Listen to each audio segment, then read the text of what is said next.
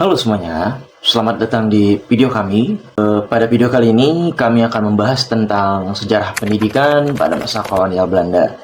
Khususnya bagaimana sistem pendidikan yang dibentuk saat ini itu ternyata memiliki pengaruh besar terhadap lahirnya kesadaran nasional di Indonesia pada saat itu.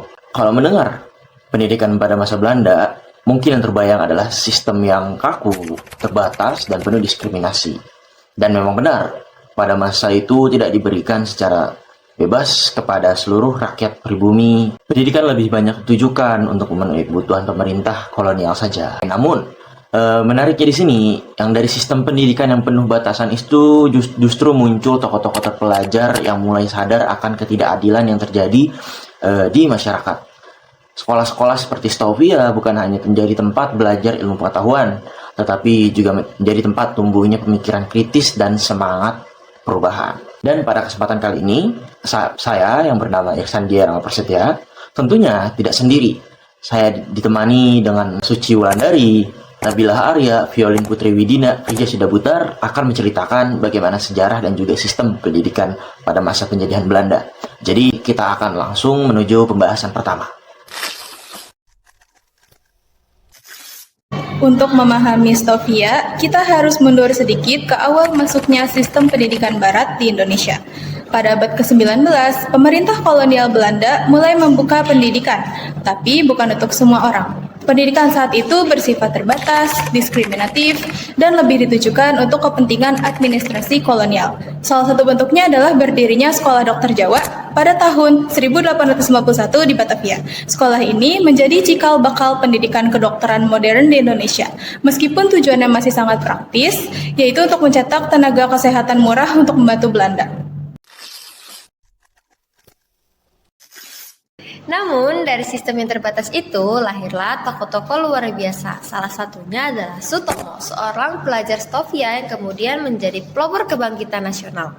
Ada juga Cipto Mangunkusumo yang dikenal kritis terhadap kebijakan kolonial, serta Ki Hajar Dewantara yang memperjuangkan hak pendidikan bagi pribumi. Mereka bukan hanya belajar ilmu kedokteran, tapi juga mulai berpikir kenapa rakyat pribumi diperlakukan tidak adil. Oke, kita lanjut ke sistem pendidikan, yang mana sistem pendidikan di Stovia itu terkenal sangat disiplin dan terstruktur. Para siswa tinggal di asrama dengan aturan ketat, jadwal belajar yang padat, dan pengawasan yang langsung dari pihak Belanda. Mereka belajar teori di kelas, tapi juga praktik langsung di rumah sakit dan masyarakat. Bahkan menjelang ujian, siswa bisa dikarantina agar fokus penuh. Namun di balik kedisiplinan itu ada batasan yang jelas. Siswa pribumi tidak dipersiapkan untuk menjadi setara dengan dokter Eropa. Mereka tetap ditempatkan sebagai tenaga medis di kelas 2. Baik, kalau kita lihat kurikulumnya, awal-awalnya itu sangat sederhana, hanya fokus pada vaksinasi dan pengobatan dasar. Tapi saat berkembang menjadi Stovia, materinya jauh lebih luas, ilmu penyakit, bedah, anatomi, hingga kedokteran hukum. Meski begitu, tetap ada perbedaan dengan pendidikan Eropa. Kurikulum untuk pribumi disederhanakan dan diarahkan untuk kebutuhan praktis kolonial. Bandingkan dengan sekarang, kurikulum pendidikan dirancang untuk mengembangkan potensi siswa secara menyeluruh, bukan sekedar memenuhi kebutuhan tenaga kerja.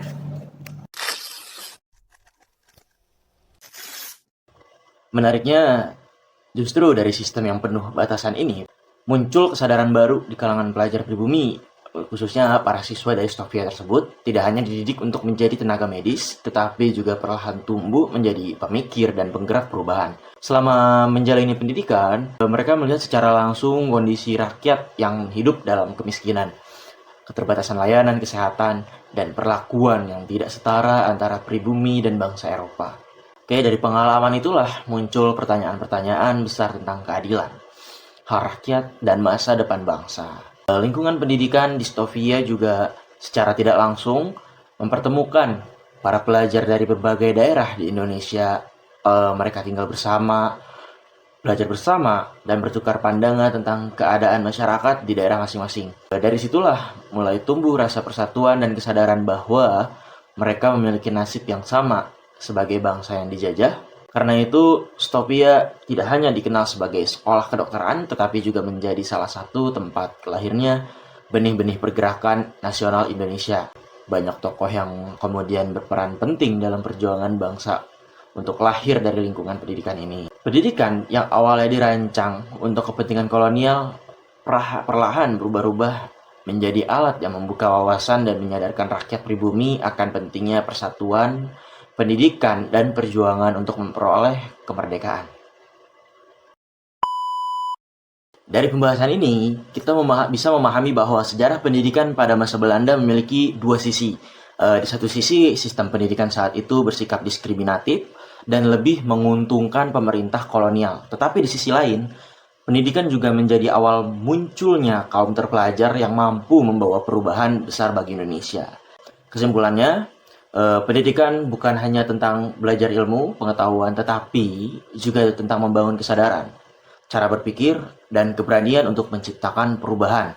Dari ruang kelas dan asrama sederhana pada masa kolonial, lahirlah pemikiran-pemikiran yang kemudian menjadi bagian penting dalam perjalanan bangsa Indonesia menuju kemerdekaan. Sekian pembahasan dari kami. Terima kasih sudah menyaksikan video kami pada kali ini dan sampai jumpa di pembahasan berikutnya.